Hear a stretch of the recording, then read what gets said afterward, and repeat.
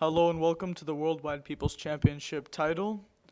This is week 10, so we've already hit 10 weeks. That's pretty impressive. And this is U-1700 first round match between Uranium Trader 42 and Zafid X. And basically, since the Tempest cannot defend his title this week, this tournament is going to be the battle of the challengers. So whoever wins this tournament here between 4 players, this is a first round game, will be the challenger to play the winner of week 11, and the winner of that fight will play versus the Tempest. And so here we have Balvery Mountains v2, a very interesting map, lots of reclaimables but not too much in the way of mass extractors, so you can either go with tech or you can go with spam early on. And we'll just see how these players do. We have UEF for Uranium and Seraphim for Zafid X, so there's very little in the way of factional advantages. Both factions very similar to each other. Very strong Tech 1. So Uranium is, what's his build going to be? He's going to go to the Hydra with his ACU. Oh, this is a pretty bad timing on his build because his ACU is going to get there so much faster than his engineer. So a lot of build capacity wasted for Uranium in the form of his ACU. See Zafid going with a different build, just going 2 factories next to each other with power. And grabbing the Hydra with 2 engineers. Looks like that one was on reclaim. So he just picked up some of the rocks by the ocean. Even though there is ocean here, you cannot get into it. And so we very rarely would see Navy on this map unless someone was willing to be ferrying NGs onto that side, which no one ever does. And so I'm not actually sure what the point of the water is, to be honest. And there are some reclaimable rocks in the cliffs. But other than that, not much. And see all land from both players. I don't see any air factories queued up at all. It's a nice Celine from Zafid. It's going to see the threat imminent, and he's going to be moving in that direction with some tanks.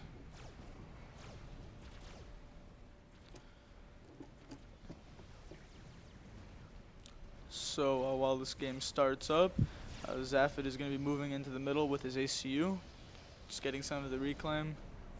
Uranium has an NG here that's still reclaiming, but it won't live for too long if Zafid gets close enough. It's going to automatically run away, so now it is finally going to be killed. It was a lucky NG there until it died. This map, some civilians, annoying to deal with, some point defense and anti-air in them. Might as well make, accidentally hit pause there. Might as well make this +1. Pause key is right above the minus key, it seems. I did not know that. And Uranium is in the middle, and he's actually in quite a bit of trouble here versus Zafid here at minute 4. Zafid putting on lots of pressure. Now he's going to retreat, some forces coming in for Uranium. And a small engagement on the bottom here, fighting for map control. These plateaus are very important on this map, an extra 3 mass extractors. And with so few mechs everywhere, that extra 6 mass per second is very critical. You can afford another factory with it, and maybe you could take over the middle mechs, and that would equal another 2 factories that you could run. You can see factories usually take up -4. It depends on what they're making. They could take up more or less. And here we see Uranium just, shooting some units, but he's getting kind of surrounded here by Zafid. And Zafid is invading his territory, although there's nothing to kill, so Zafid might be a little bit surprised. Here we see the ACU is trading blows, but Uranium has quite a few more HP than Zafid. He has to retreat. He has to retreat hard. His units are not in close support. These need to be pulled back. I'm not sure why they're out there. The priority right now is to save the ACU. He's taking quite a lot of artillery fire to the face. He's down to 2k health, 1500, 1200. Uranium could get himself killed here versus Zafid if he's not careful. He needs to move these units in support, block the ACU or something. He's down to 300, 100, and a very, very quick win for Uranium Trader. I mean, for Zafid X. Uranium says it's not worth casting, but we have to cast it because it's part of the tournament, so sorry, buddy. And so that was the first round of the U-1700 Challenger tourney. So Zafid moves into the next round, and we'll take a look at the other round 1 game in just a second, so I'll see you guys in just a second. Now the other round 1 game, again on Balvery Mountains v2, between Don Fuseli and Esperano.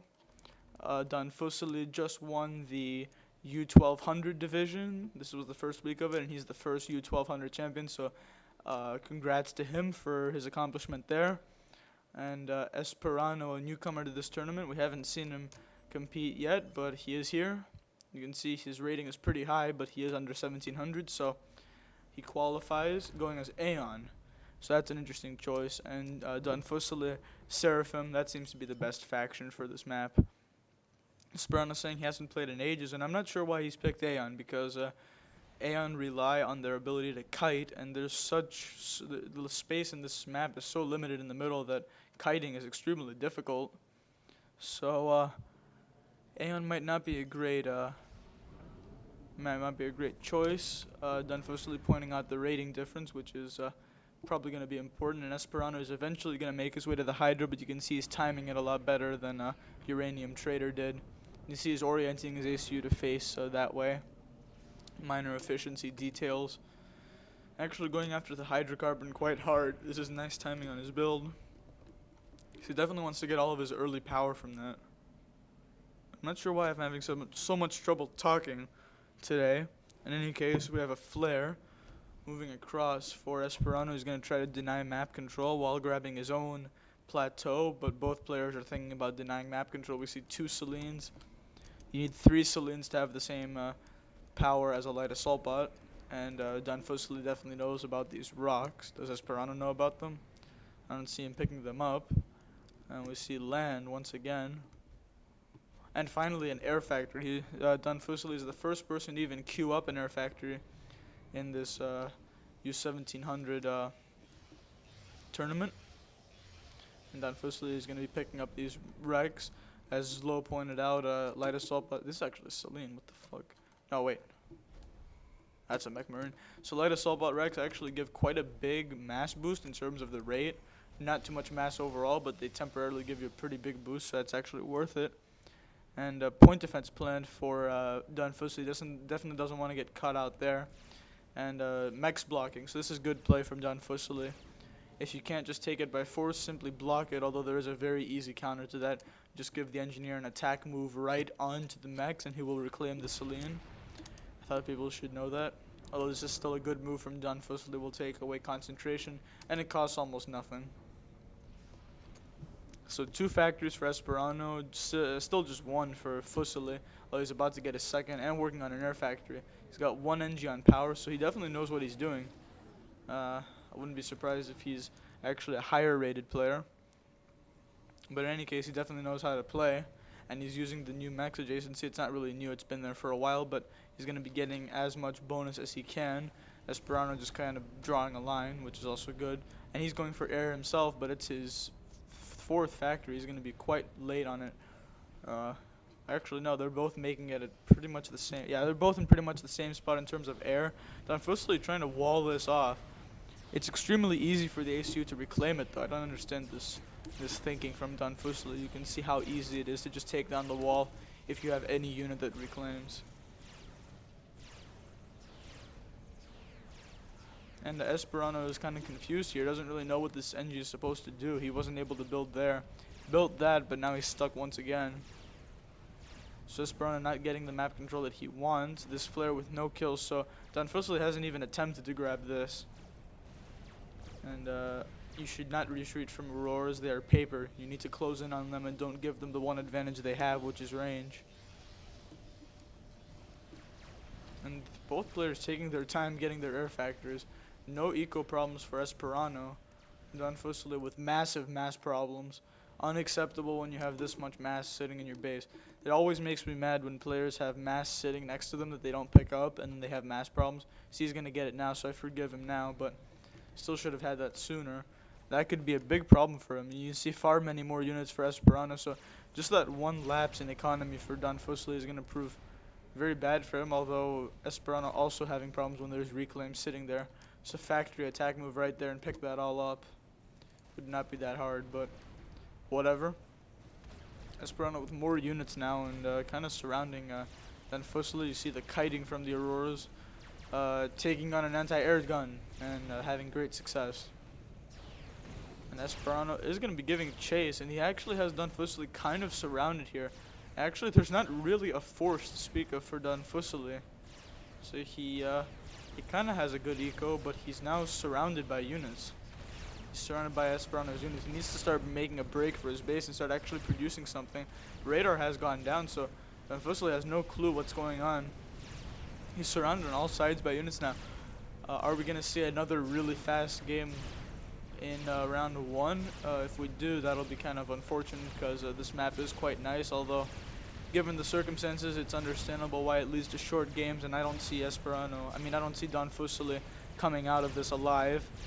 And we are going to see Esperano versus Zafud X on the next game. I think this game was even shorter than the previous one, which is unfortunate.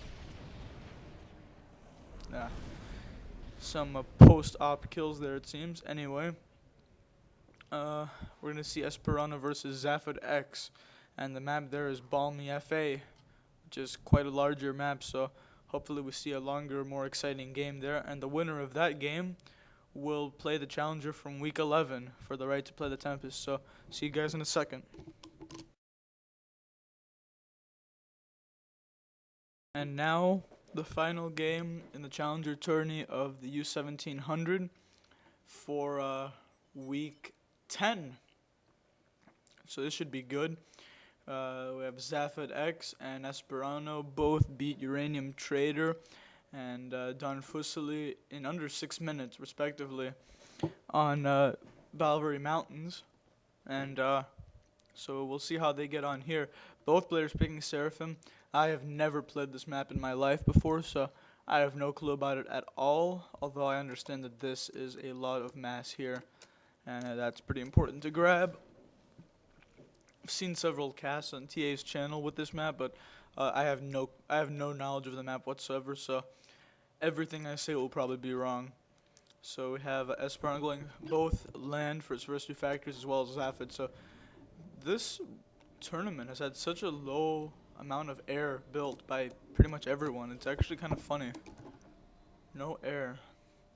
Players are afraid of the extra energy. They just want to make land, which is respectable. So just to reiterate once again, and probably for the final time because it's probably annoying by now, the winner of this match will play the winner of match C in week 11, which obviously hasn't happened yet since that's in the future. And the battle of the challengers, which it will be, is going to be the person to play versus Tempest for the championship of U-1700. So that's just because Tempest can't play this week for whatever reason, but we respect that. And this is a live replay, by the way, so I'm going to have to keep it at +0, and I have no clue what happens. So that's kind of nice that I don't already know who won. Because even if I haven't seen the replays before, I already know who wins. So it kind of takes the suspense out of it. But see Zafud X going with patterns here that will allow him to place factories in the gaps. We see that starting to happen. So that's kind of nice. He'll get a big power boost from that. And Esperano was working on 2 factories at once, but now he switched to just 1 at once, since that's probably a better idea. And he'll start his power spam in the back with a single NG at the moment. I'm not sick or anything. I just can't talk, which I hate. And is he gonna? What happens with this NG is actually very important. Will he switch it to factories or will it go to power? At the moment, it's doing neither. It is gonna make its way all the way across the freaking map. It's gonna go all the way out here. Yeah. So this NG is very brave from Esperano, although he's basically giving it a suicide order. And this is going to be pretty important. Zafud X will get a ridiculous amount of mass from this, because these look like DeRosa style rocks that you can reclaim. But Esperano knows about them too, so he's going to be getting there on time as well. First fighting of the game at minute 3, Esperano takes a kill, kills the NG from Zafud, which was probably going to try to reclaim some of this forest. So map control is going to be very important here with the 2 ponds, and unlike on Balver Mountains, you can actually hide in these ponds, so they're good if you want to escape something. And the water in the middle is actually very deep, so you can dodge bombers and other crap like that. See right there, in this little strip, the water is extremely deep. So that's kind of interesting, but the NGs don't care because they just go across the surface. How can anyone say that Subcom doesn't have the best graphics? I mean, this is just epic. So, hopefully people can hear my voice because it might be a little bit quiet in this video. I don't know. I'm messing around with the microphone a little bit, and neither player taking their Hydra, which is a little bit surprising. Just send one NG. You'll get it slowly, but at least you'll get it eventually. You'll have 100 extra power. So it's kind of surprising they're not going for it. And Zafidex has put these templates up, but he's not actually going to use them, just spamming lots of factories. Now, 2v1 here, I expect Esperanto to win this engagement here. He has. There's a Celine still, but he lost the NG, so good sniping from Zafid takes out that engineer from Esperanto. So Esperanto, despite being able to take control of the map here, he's not going to be able to secure it with an engineer yet. He's going to have to send another one from his base. And given he has no air and therefore no capacity to make transport, it's going to take forever. You can see he's reclaiming very hard here. And in this situation, you might as well just play as a factory over here and put it on pause. You'd get this so much faster, and it's about the right size for a factory to be placed there, although might not work with the terrain block. I didn't realize that the terrain is so extreme on this map, so this location here is actually very sheltered, which is interesting. So this is my lack of the map. This is my lack of knowledge about the map. I have no clue where the terrain is. It's ridiculous. Oh, that was weird. The camera just completely turned around there. And some sneaky units as Zafid is being tricky here, moving around the side, and he might take out a master collector, which would be very annoying. If he keeps on pushing, he could reach these NGs making power, and that would be a very critical loss for Esperanto. He'd have to restart his power somewhere else, and that would disrupt his flow. We see Zafid actually making the early running in terms of map control, pushing hard on all fronts here. This is nice to see. He has 3 separate forces that he's working with, although this one might run into the ACU. See, the ACU has to walk all the way around to get around this freaking hill. That's annoying. And so you can just walk onto it from this side, it seems. And if he can take this NG out, which he has done so right before he loses the tank, so Esperanto gets payback. So neither player is going to be able to secure this area for a long time. See, one of the 3 forces for Zafid having real success, and this force plus his ACU is pushing hard. Once it reunites with this force, it's going to be a very powerful single force. The ACU plus a whole bunch of Tech 1 for Zafid. And while the ACU for Esperanto is down here, he's already switched his unit flow to the top. So this is actually a very good play from Zafid early on. I like what he's doing here. Just checking reclaim at minute 6. Zafid with 200. Esperanto with 400, so maybe these aren't worth as much as I thought they were. I have no clue. I'm just a noob on this map, I guess. This one has to be worth a lot because it's a big rock. I don't know about the smaller ones though. Definitely not DeRosa style. So Zafid. So now Esperanto realizing that the forces are pretty much all around him and he's got a safe place to retreat to. He's just boldly marching his ACU right up the middle. He knows that Zafid can only send units at him since the ACU is back here. But with no air and no scouting for either player, this is going to turn out to be a very interesting game to say the least. Still no air planned, not even queued up from either player at minute 7. So neither of them are going to be able to scout at all. See, no scouting for Esperanto and the bare minimum of a scout from Zafid. Those were the units that he pushed in earlier. And very little radar for both players as well, so it's going to be a very low intel game, and it's just going to be players throwing units wherever they feel like it. So Esperanto continues his bold march. He's going to walk into the water and into Zafid's base. This could be a very big mistake if you think about it. He's leaving his base pretty much open to attack. This force right now can easily run over the top and push through, while the ACU for Zafid can have a big influence on the bottom. And there's a huge amount of production back at Zafid's base. Maybe Esperanto doesn't want to go there. He's going to be surrounded by so many units. Zafid probably has realized by now that there is no escort for Esperanto, so he can just try to keep pushing in. Esperanto is going to run into the water before he makes it to the base, so can't really touch him there. This map is actually quite large. It's taking units a long time to get across. And Esperanto with better unit positioning, it seems, gets more shots off. Unit positioning is very important. Esperanto moving towards the hydro of Zaphod. If I were Zaphod, I would have probably already made point defense everywhere to keep him in the water.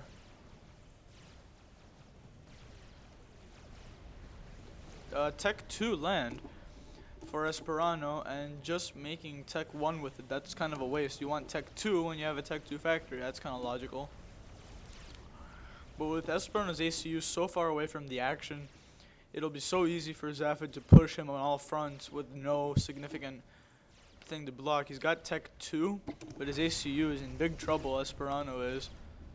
So he's going to be shooting at the Hydra, but he just doesn't have the firepower to deal with this force. This force could probably kill him right now, actually, to be brutally honest. So it's all going to be about, will this force kill Esperanto before this force arrives? Esperanto needs to start retreating very hard indeed. He is starting to move. There are some units in the back, and if this force just follows, I expect it to do something good for Zaphod. He needs to keep following Esperanto, though. He can't just stay still. And actually, Zaphod also pushing with his ACU. So Esperanto will not live her too long. Zaphod is also in a pretty bad position. But Esperanto made a really big mistake, as I predicted. So there is no way he can get out of this. So Zaphod is still alive, so it's going to be a Zaphod winner for week 10 on U-1700, and he is going to play the challenger from week 11 for the right to play the Tempest. So hopefully people enjoyed this one. Some very fast games, but kind of entertaining. So see you guys next time.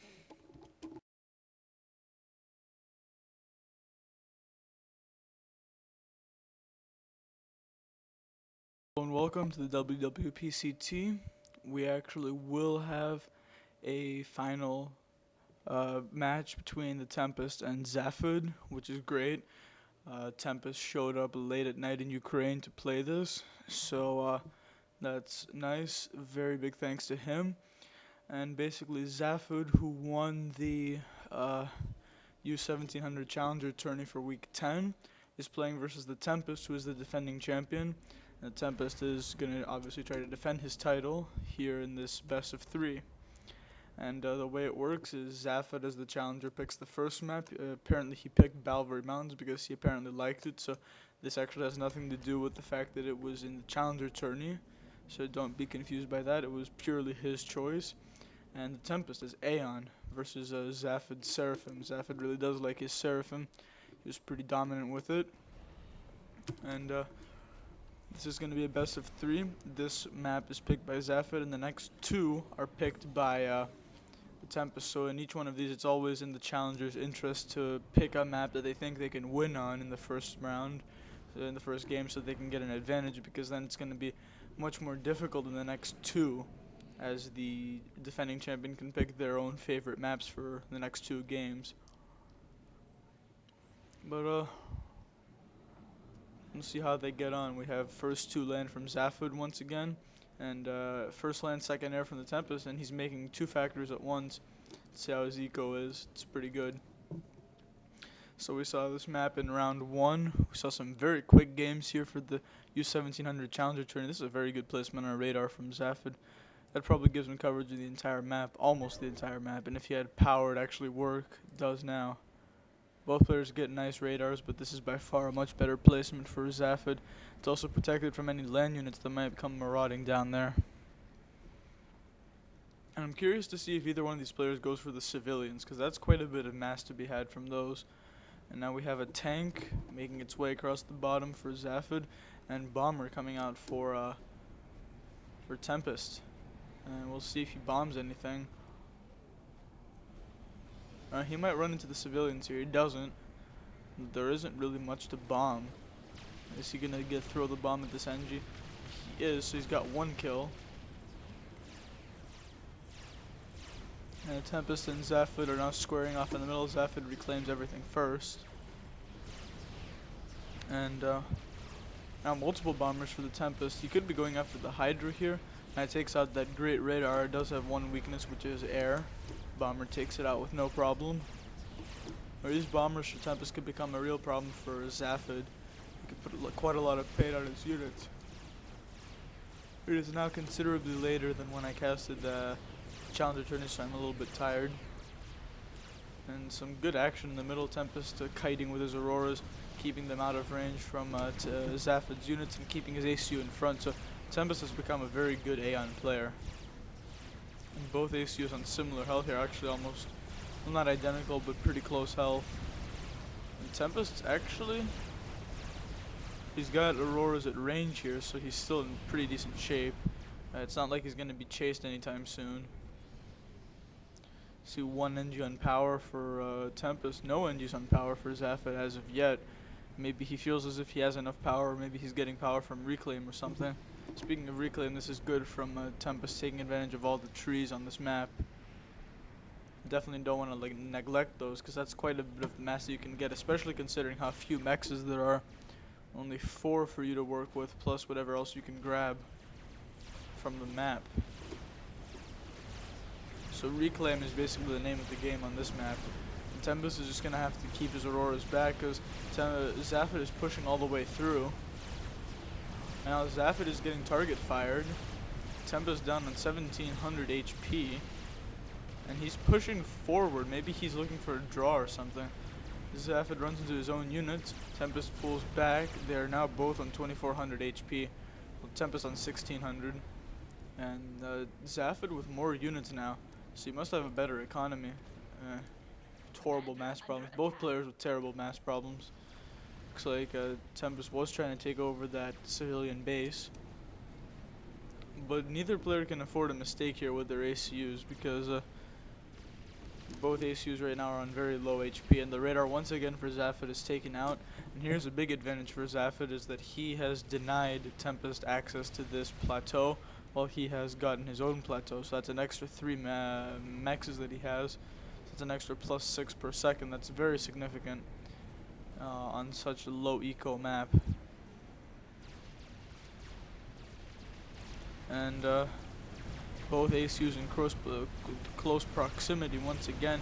Actually, a target fire here might do well. He is target firing the ACU of Zaphod, although he's under significant fire himself. So maybe I think we're going to see a draw here, because Zaphod is on 700 and Tempest is on 1500.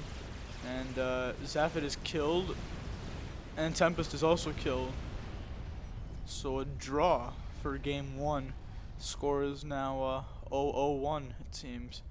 So Zaphod didn't really get what he wanted from this game. Obviously a win would suit him better, but a draw isn't the end of the world. And so the road is still open in this final for anyone who can claim it.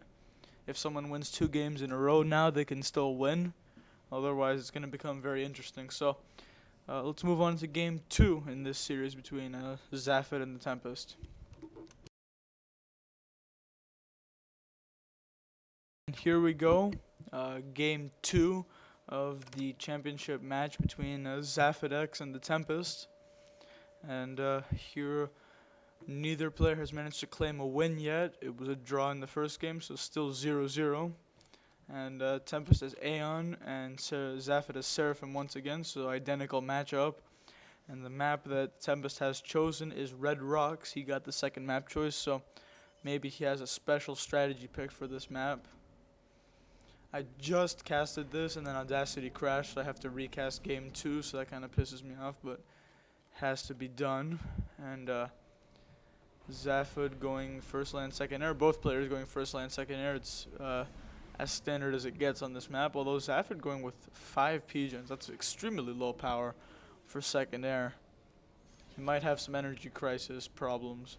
Tempest going with 7, much more standard for second air and much safer. It makes a lot more sense to go with 7. Tempest building 3 mass extractors at the same time with his first 3 NGs. That's kind of special, but it's working for him. He's just getting his power, and he's going to be getting his air factory soon. So, see what happens here. See on Red Rocks, the rocks in the middle are extremely important early on. There's about 1.5k mass here, I'd say. in those big rocks, and you can see Tempest knows he's sending an early NG there to grab them. That's a really good move.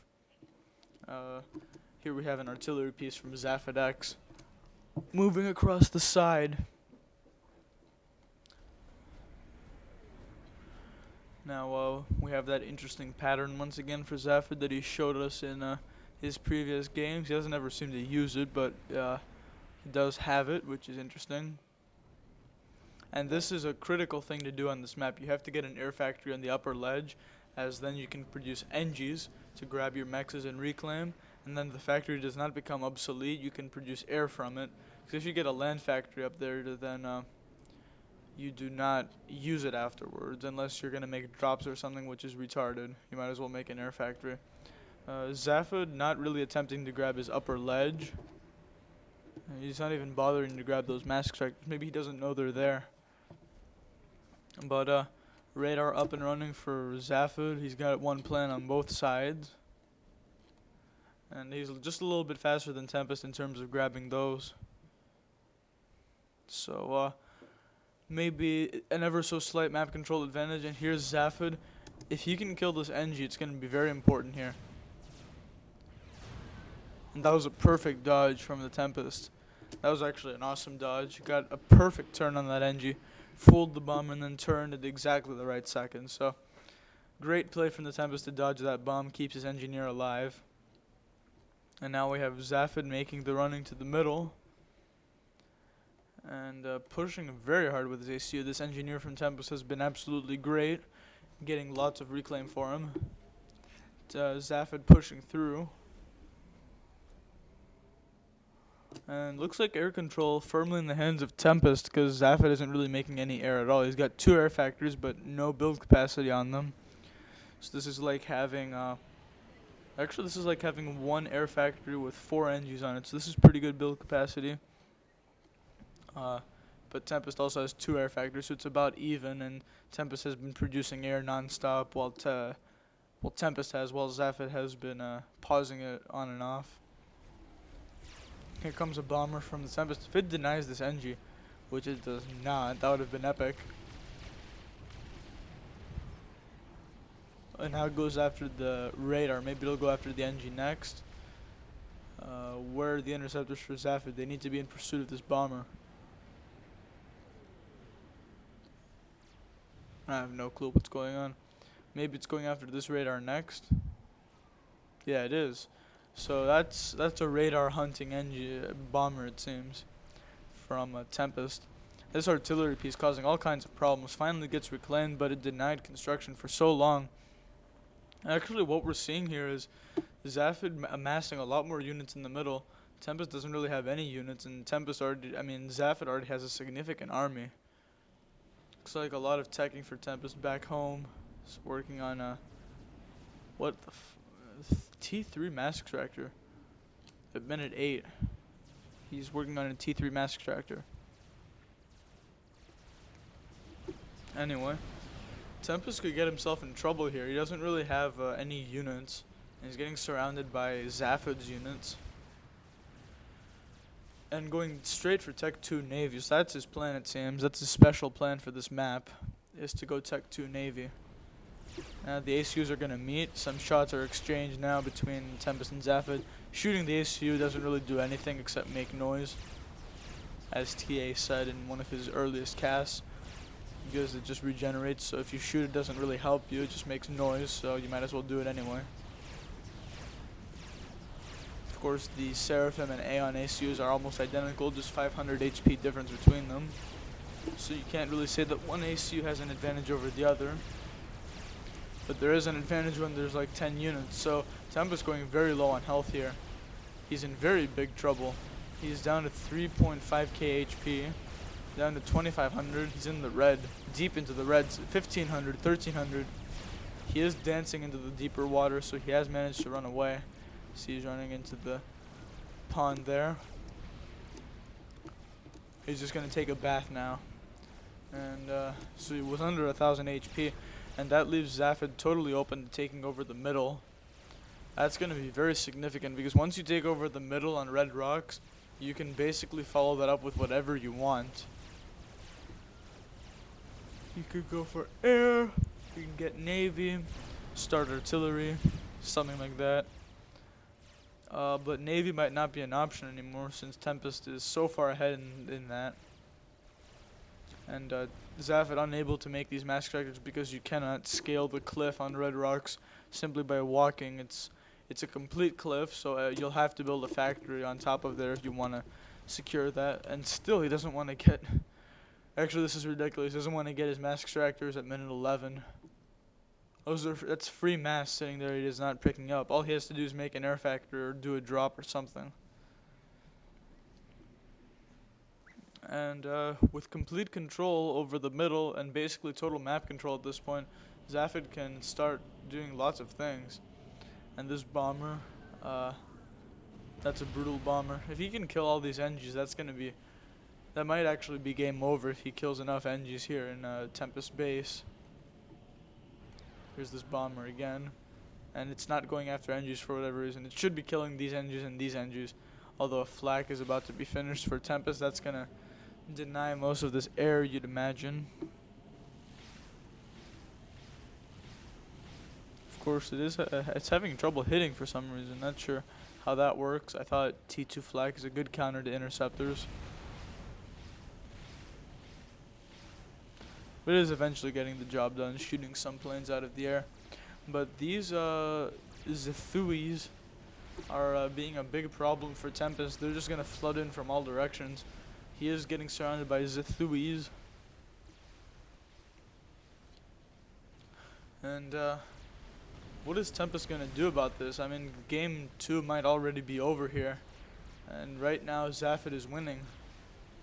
He's going to be denying the T2 naval factory. That's a huge investment lost for Tempest. We have artillery running in through the side, taking on Auroras. And the Auroras are actually being microed back and forth, so they are going to be able to deal with these. So good stuff from Tempest, and spamming them out very hard. So this is what you do when you find yourself low on units. You assist one factory with 10 NGs, and suddenly you get a huge army out of nothing. So Tempest is kind of in trouble here, because he doesn't really have anything. How many artillery pieces are we talking about? So 67 for Zafid, and he has a huge amount of excess mass.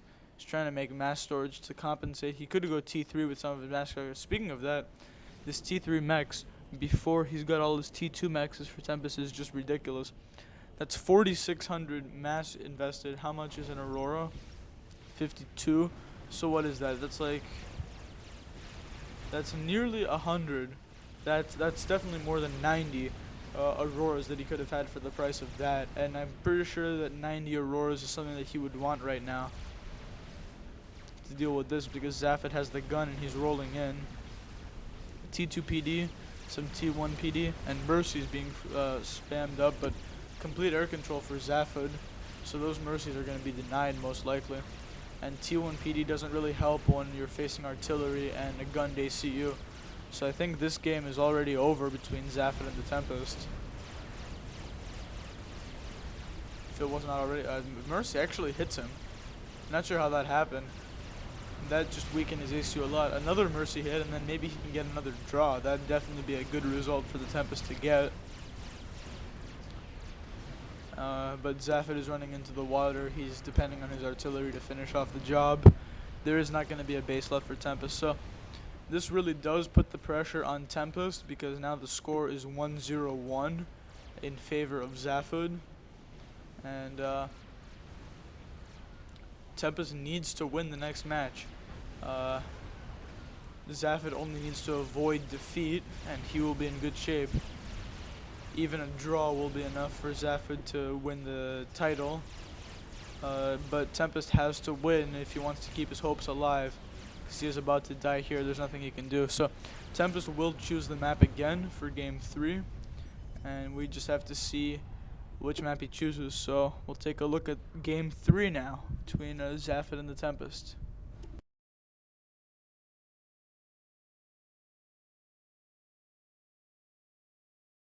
And now game 3 on Theta Passage between Tempest and Zafid X for the championship of week 10 for U-1700. Tempest once again got the map choice. He has picked Theta Passage, which is an excellent choice, given that he is Aeon versus Seraphim once again. Aeon is absolutely dominant on Theta Passage with the proper micro, and Tempest is certainly one who can give the proper micro. And doing the little one build, TLO, getting NGs with the ACU. This is nice stuff from Tempest, bringing back the old memories. And here Zafidex is also doing a very weird build, so both players are playing unconventional. That seems to have been the story. Both of these players seem to be those types of players that can basically do anything they want, and when they play it can seem totally random, and then once you think about it, they just make everything work out beautifully.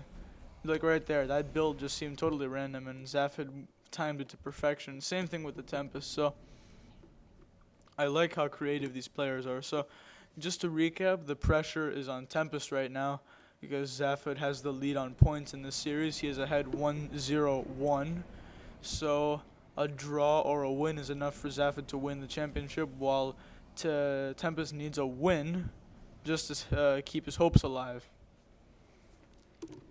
We're going to see Zafid make the early running here. This tank will run straight into the ACU most likely, and that'll be the end of its short life. Unless he recognizes it in time and leaves. Yeah, and a miss from the ACU. And that tank survives with 80 HP. That could be a critical 80 HP attack move from an Aurora, but if this can stay out of visual range, it might have a good chance. Tempest now reclaiming in the middle. Both ACUs make it to the middle to try to get their hands on the juicy reclaim in the middle of Thetas.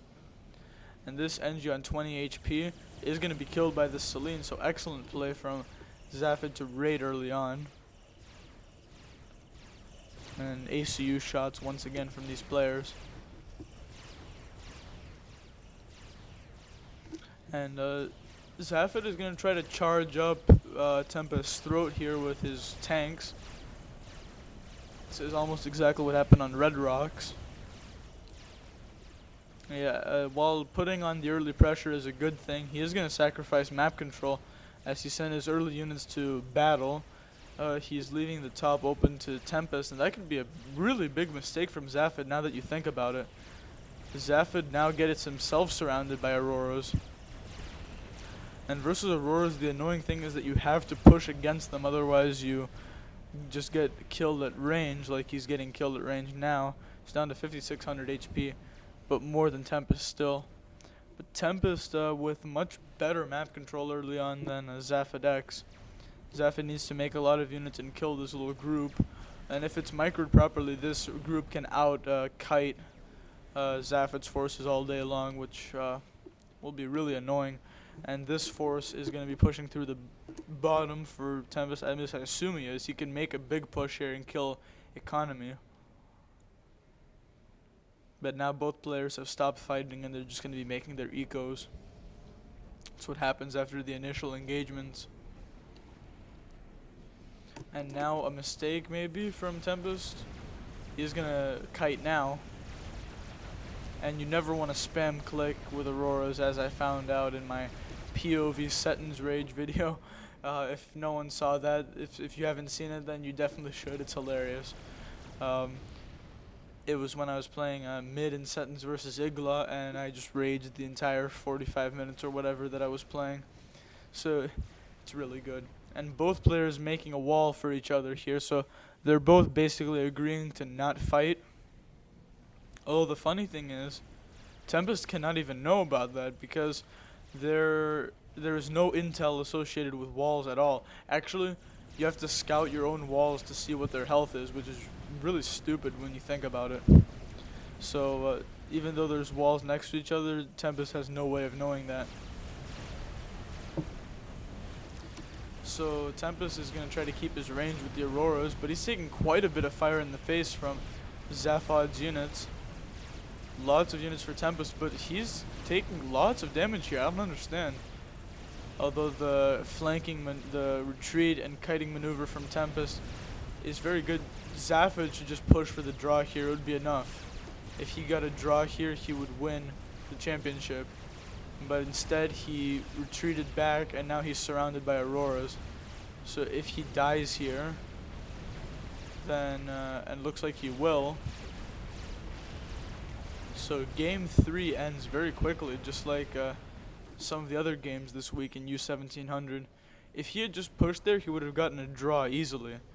Even now he would get a draw, and a draw would be enough for Zaphod to win the championship. But as it is, he has just gifted Tempest a way back, and the series is now 1-1-1. So we're going into overtime. The first map is going to be the map that they drew on first, which is going to be Balvery Mountains again. So we're going to return to that map for the fourth game and the first overtime game, which I'm going to think of it as now. It's probably what I'm going to label it as in the scoreboard. So moving on to game 4. So we are back on Balvery Mountains for overtime between the Tempest and Zaphod. Aeon versus Seraphim once again for like this is the fourth game and the fourth time they've gone up against each other with the same factions, although they've reversed positions now on Balvery Mountains to give us something new to look at. And the series is now 1-1-1. And this is going to be very interesting. So now whichever player wins is automatically the winner of the series, and they will win by the score 2-1-1. And we're just going to see how these players get on.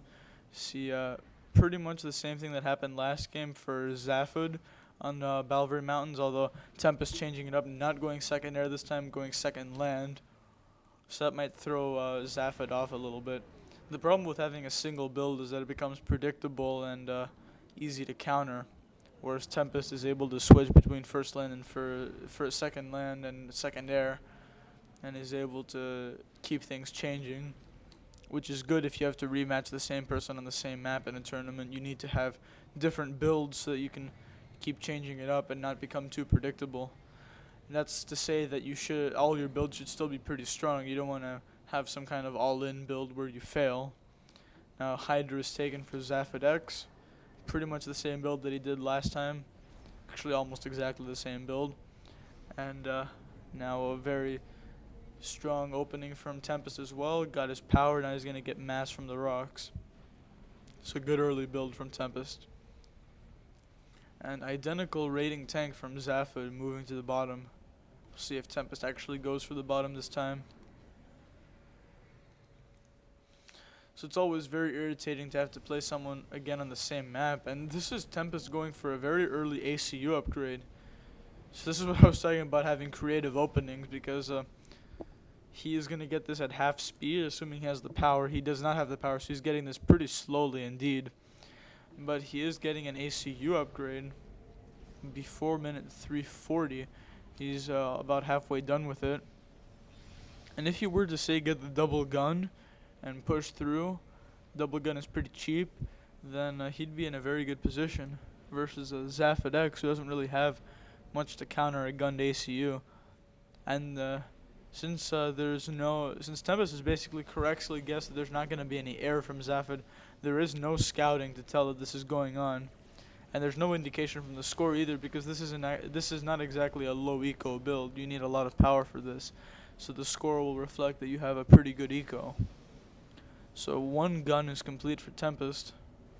He's immediately going to start the second one. So basically either this is going to work or it's not. Either he's going to destroy Zaphod or he's going to fail. And at this point, Zaphod has to realize that something weird is happening.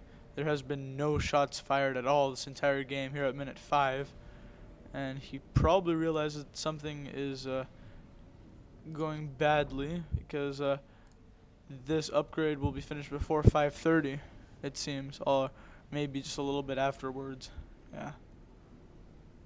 So 5:33 and Tempest has both guns. I expect him to move out very soon. Now point defense going up. Doesn't want to get run over. And he's basically inviting Zaphod to come forward here. He's like, come get me. And maybe Zaphod will take the bait, maybe he won't. But Tempest needs to come out of this all-in state. He needs to start making factories. And at this point, Zaphod will realize that maybe he guessed wrong about Tempest. There is a double gun ACU, and it's going to be shredding all his units at range. Still far superior numbers for Zaphod, who has now taken the lead in score. And this is really ridiculous. I applaud the idea from Tempest, but there's just a few too many units for Zaphod, I think. He was taking out the point defense with his artillery. Although, this might not be such a bad idea after all for Tempest. If he target fires down all the units and then goes after the ACU, he could be in a very good shape. Yeah, he's got a ridiculous range on this due to the range upgrade. And with lots of health now, Zaphod is in huge trouble versus Tempest. Although all the units are moving in. And what is this gonna be? Is he gonna kill Zaphod in time? Down to 1800 health. 400, 4700. And Tempest is not shooting Zaphod. He should have been target firing. And are we gonna seriously see yet another draw between these players? We are. And the fourth game ends in a draw. Oh my god. So even after overtime, these two players can't be separated, so we have to go into double overtime. And the next map was chosen by TA for Life and I. It was Blasted Rock. So the fifth game will be on Blasted Rock between these players. And game 5 between the Tempest and Zaphod X on Blasted Rock, which is the map chosen by TA and I as the second overtime map. Obviously, the first overtime ended in yet another draw. So the score right now is 1-1-2, 1 win apiece and 2 draws. And it's time for a little bit of rage because Audacity crashed on me again. I already casted this, and now I'm casting this for a second time. So that's the second time in this series that I've had to repeat a cast of a game.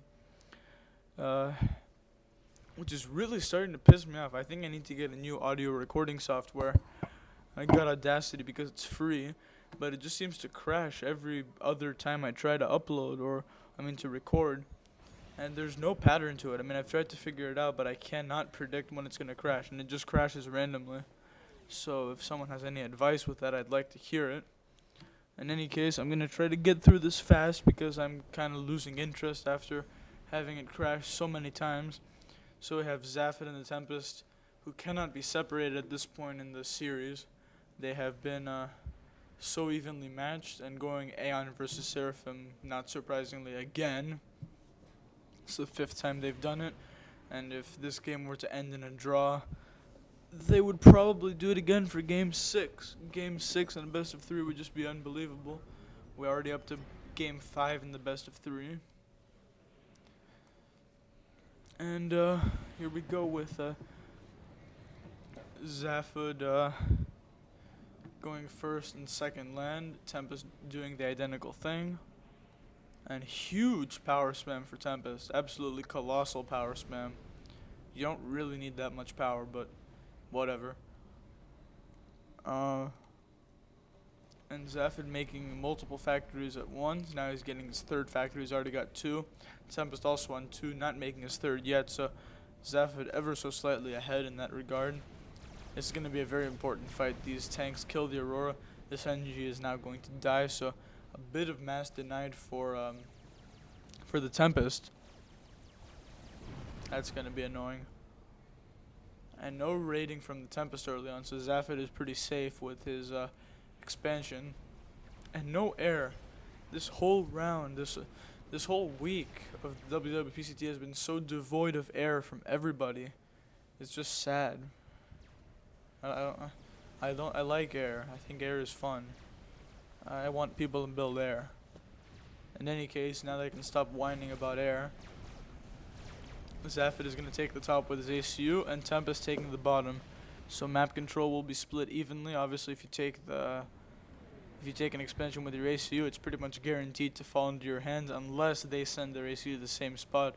Although more often than not on Blasted Rock, the right side goes to the top and the left side goes to the bottom. That's just the standard way. And there's not really an explanation for that. It's not like there's a distance difference. It's just that that's the way it is. So you can often confuse your opponent by doing it the opposite way. And Zafid with a big force here at minute 5, along with the ACU, could push into Tempest base. And that could deny Tempest the space he needs to kite, because with proper space, this force can easily beat this force, but if it's fighting inside its own base, that could become a real problem. See point defense going up for Tempest, which is abandoned halfway through. So that's about 3 Auroras that he could have made with that mass instead. Instead it's a half-built point defense. And Tempest sending his ACU at Zaphod's base. Zaphod has been pushed back. He didn't really do any real damage there. And Tempest being extremely aggressive. This could be a mistake. He could get himself into quite a bit of trouble. He has no units to back himself up. And Zaphod trying to stay out of range, but it's difficult to outrange Auroras when they have the highest range of any Tech 1 unit. And Tempest now getting rolled. Zaphod with a lot of units here. So maybe Tempest is in huge trouble here. He should probably be going for a draw now, because that seems to be his only logical course here. He should probably go for yet another draw if he wants to, if he's actually competitive about winning this title, defending his title, I mean, because he's the champion, obviously. So he's down to 14, 1100, 99, 999, 750, 600, 400, and he escapes while Zaphod fights him. So I was thinking that Tempest had to go for a draw and try to push it into a game 6, but he did not have to, because he escaped with 400 health. Now Zaphod is going to be fighting off Auroras on the top. He's got a 28 HP. I mean, 28 HP. That'd be hilarious. No, he has a 32 kills, I mean. And you see great rating from Zaphod. As soon as Tempest moves, these tanks just move straight in to kill everything. And this artillery piece is trying to be sneaky for Zaphod. This Thui. Zaphod with 37 kills. 39. One more and he's at a veterancy. He just got it. And he is going to be rolling into the base here. But there's a lot of Auroras for Tempest. I think a target fire now. It's a little bit too late for that. Split second was gone. And trying to go T2. And we'll see what kind of T2 units he tries to produce. But Tempest has probably lost. Because I don't see Zaphod losing this game. As he has map control. All he needs to do is wipe out the bottom and he'll have total map control. So you can make more units, push more aggressively. And Tempest complaining about power. He has way too much power. See, 700 of it. And with each one of these that you spam that you don't need, you could have 3 tanks. So if you got rid of this 3, 6, 9, 11, so let's say 10, you could have 30 tanks for this amount of P-gens. I'm sure 30 tanks would be something that he would appreciate having right now, because he is just getting rolled over. So even though he dodged death earlier, there isn't really going to be anything to save him now. Or maybe there is veterancy. So Tempest survives for just a little bit longer, but not for much longer. I mean, unless Zaphod does something totally retarded, he's going to win. It would take a real moron to lose in this situation. And Tempest probably just wants to die now. He's just going to wait. He's going to run towards Zaphod's force to die.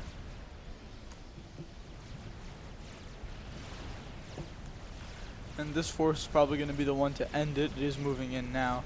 And Tempest is going to die here at minute 12. Zaphod will escape. And we have a new champion for U-1700 in week 10. Zaphod X. He has beaten Tempest by the epic score of 2-1-2 in the championship of week 10. So hopefully people enjoyed this one. Don't forget to sign up if you want to take part in this epic weekly tournament. I will include the link to our website. But for now, that's me, Napalm, signing off. This is going to be one long-ass video.